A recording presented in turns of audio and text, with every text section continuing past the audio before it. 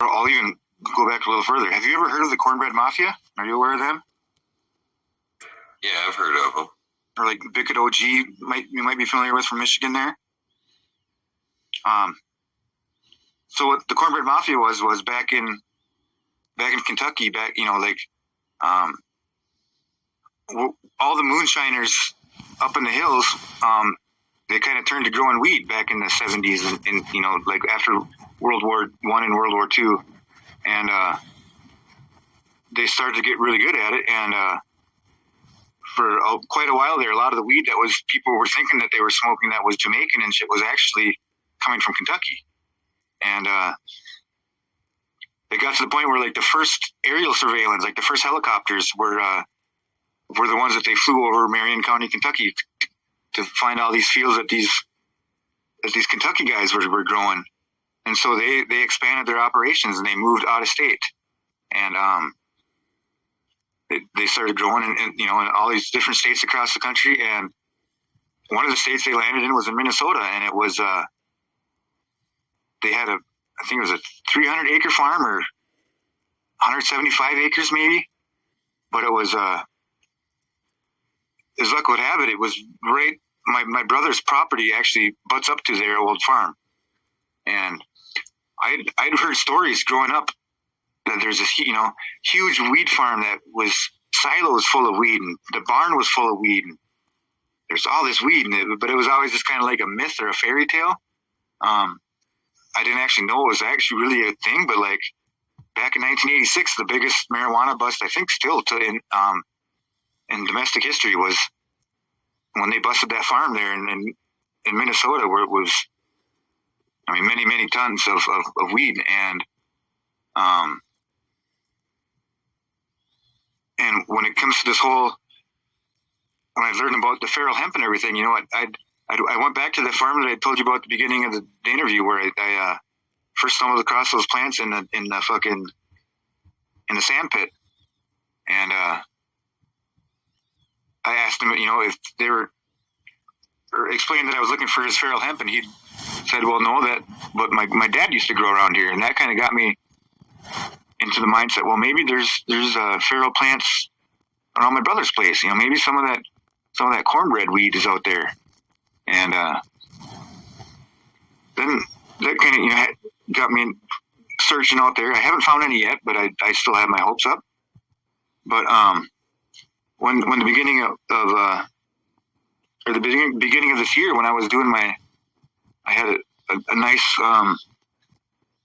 pocketbook to spend on buying seeds, and I wanted to try to find something special. And like I said, I went after some of those. Bought a whole bunch of triploid genetics from Colorado CBD. Then like high alpine high alpine genetics too. They had some really tasty rhubarb pie that I smoked previously. Went after some of those, but then and then just for shits and giggles, I sent a message to Bickett and Boone CBD, because they actually grow hemp nowadays. They're all been out of prison now.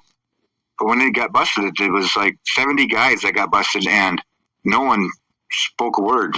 And they go by the omerta, which is like the Italian mafia code for no one says shit. It should be.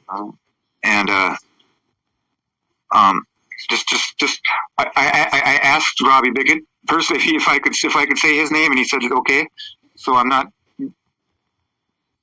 I know I'm kind of breaking omerta just saying it, but name dropping here, but.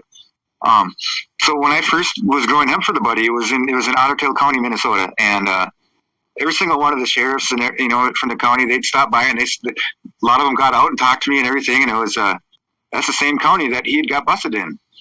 So I sent them a message and said, "Hey, do you guys have any genetics that I could grow? Or any seeds that I could buy?" And they said, "Well, we don't sell any seeds or let anyone else grow our genetics, but." And I said, well, the thing is, I'm growing by Otter Tail County, and I would gladly take the first ounce and deliver it personally to the Otter Tail Sheriff's Department, and with instructions on how to, what's the word I'm looking for? Suppositorily, administer it or whatever. Or in other words, with it knowing how to shove it up their ass. And I just kind of sent that message. It was a little better worded than what I just did now, but not even expecting a response. It's kind of like writing a letter to Santa Claus type deal, I think I sent Kevin Jodrey a message too, or just kind of sent, asking whatever, but just asking for people for what hemp strains they might have, and to my surprise, they actually got back to me and agreed to let me grow, even though they were just growing cherry wine. They agreed to let me grow basically Bickett and Boone's cherry wine, where I would have been the only one outside of them in the country to grow it. And but because I got fucked over by my investors, I had never got that chance, or it never came to fruition. But